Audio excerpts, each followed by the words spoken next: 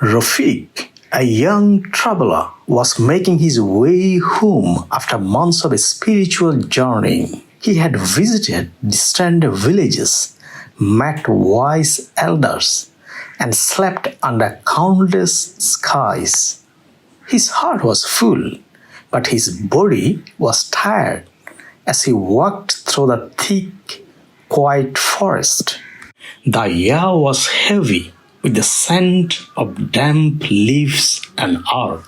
Birds chirped overhead, and the trees stretched endlessly above him. He welcomed the solitude until a low, menacing growl cut through the calm. Rafiq turned slowly, and there it was, a massive tiger. Its eyes looked onto his, muscles tensed, and heart pounding. Rafiq took off running.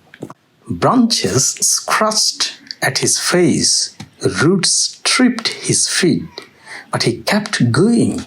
Behind him, the tiger was gaining ground fast. Just when he thought he could run no more, he spotted a rocky cliff with a thick root sticking out of the side. With no time to think, Rafiq scrambled down, gripping the root for dear life.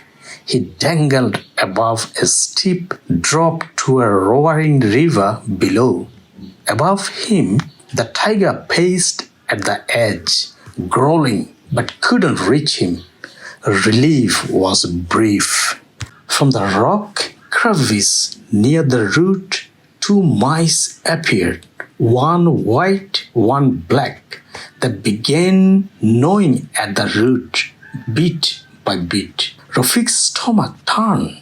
Death waited above, below, and now even in his hands. And yet, something beautiful caught his eye. Just within reach, growing from a small crack in the stone, was a bright red wild strawberry.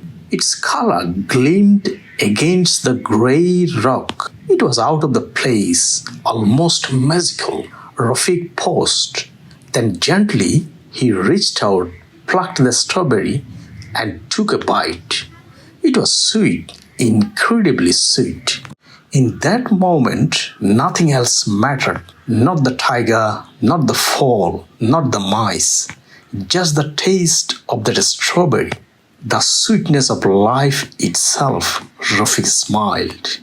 He realized that while life is uncertain and danger is always near, we can still find beauty in the present. Even when everything feels like it's falling apart, there is always something to savor, something worth noticing, something worth living for, even if just for a moment.